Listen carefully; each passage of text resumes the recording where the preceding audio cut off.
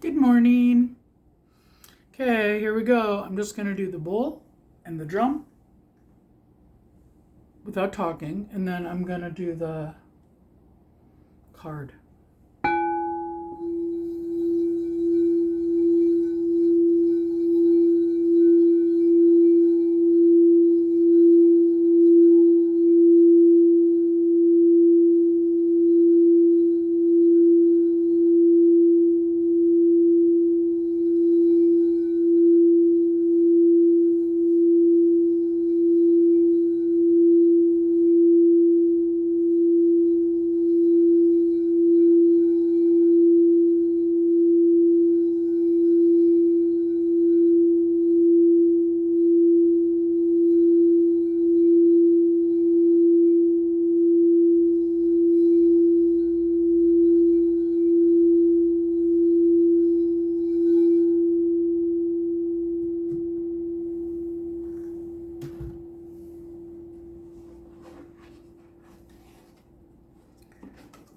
Remember, that's an F bull.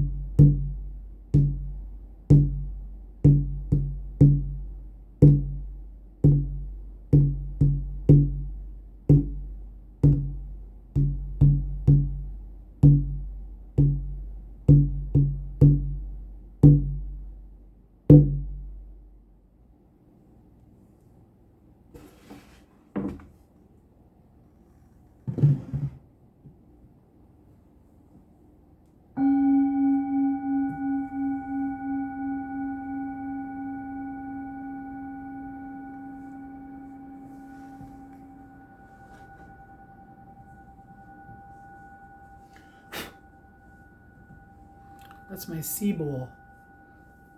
You still hear it.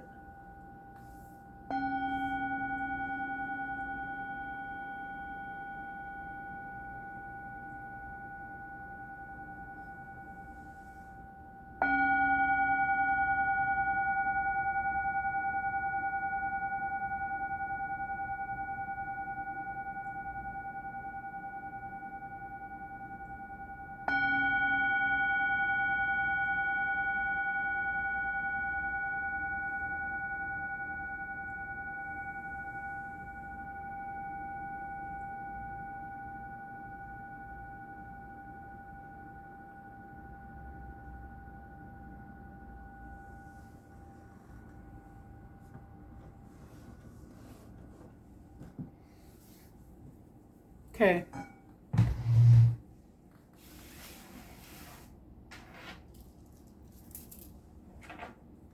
Pendulum. I just ordered myself some more pendulums too. I almost bought some more oracle cards today too, this weekend for my birthday. But I have 1, 2, 3, 4, 5, 6. I have 6 decks. So, is this the deck I used today for the message that I most need to hear? It is? That's quick. Okay. Animal deck.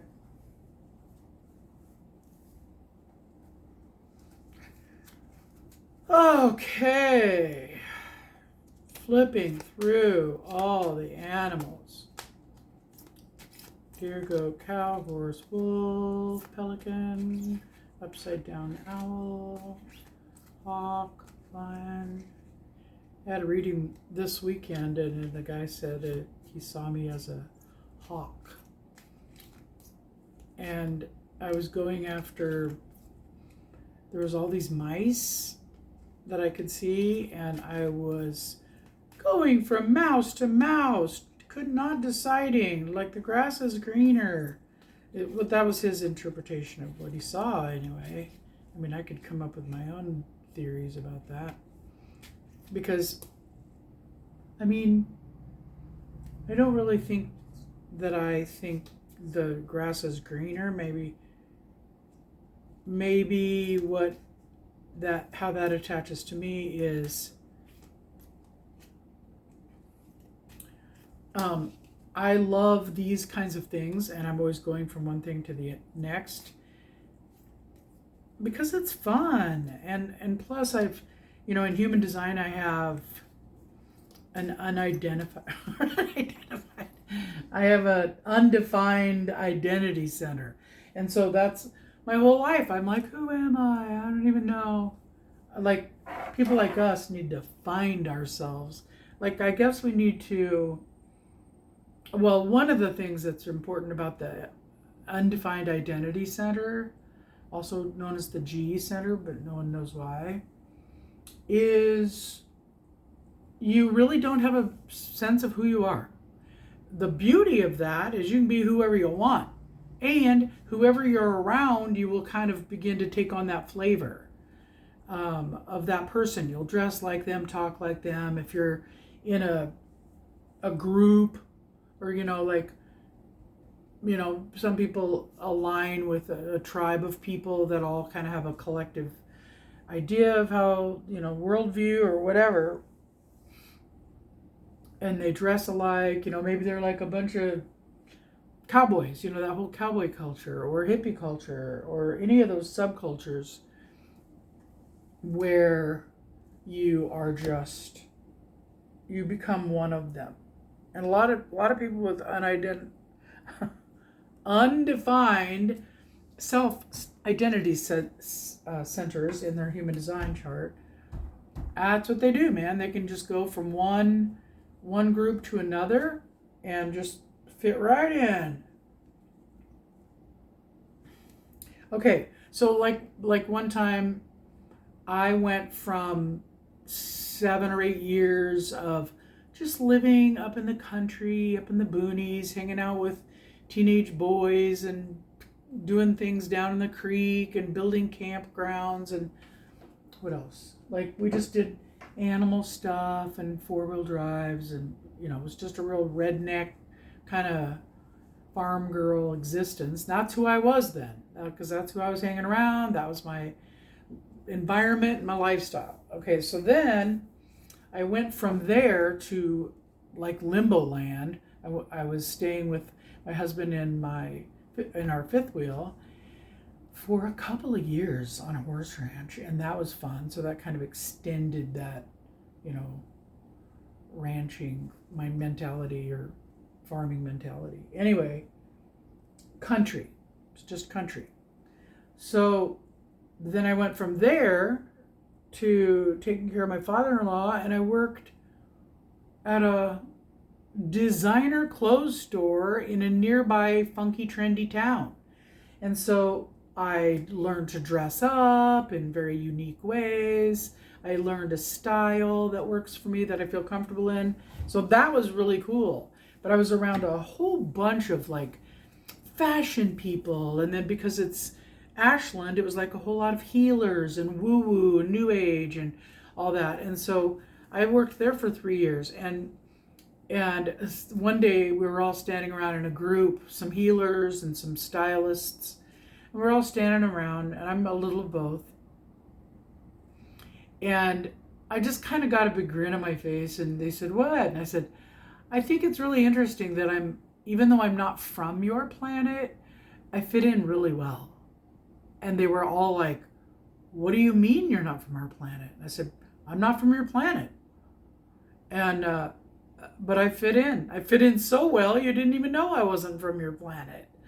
And they were all really bewildered about that until I explained to them, I just came from a whole, several year stint as a redneck farm girl I wore cargo shorts and t-shirts all the time and boots, and I drove a pickup. And anyway, they were like, what? Because they didn't know.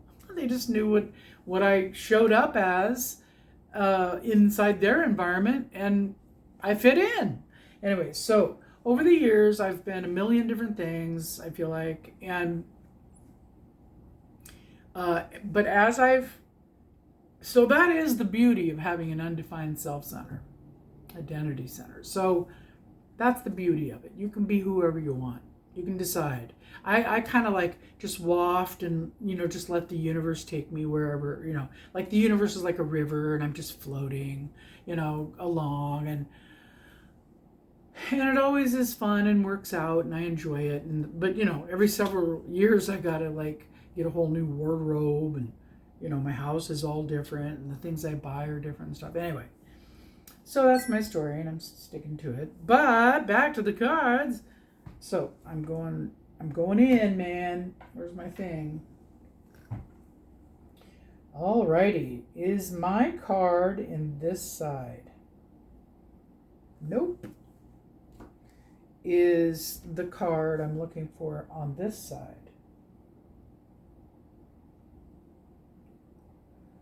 Let it settle down. Oh, it is. Okay. And again in half. Is it on this side?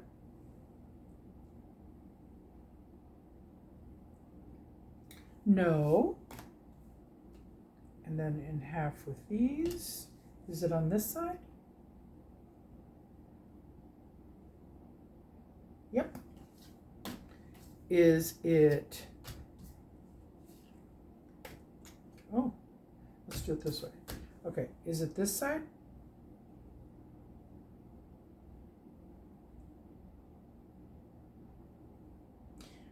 You got to know when to let your pendulum take its time.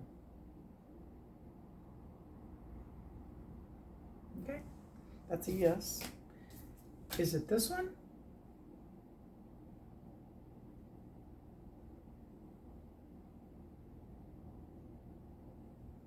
Okay, then it's this one. Parrot.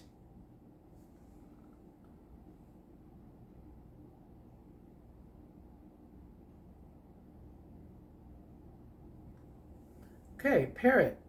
Symbolism is love, prophecy, verbosity, that's talkative, mediation.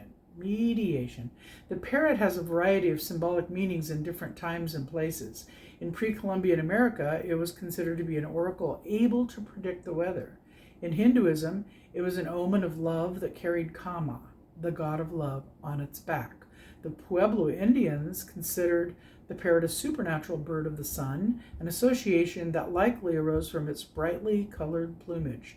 Because of its incessant chatter and ability to imitate speech, the parrot has also been associated with foolishness and loquaciousness. However, this talent for speech also deemed the bird as an interlocutor between the human and spirit worlds. Okay, I'll receive that. And so there's a hummingbird in there too.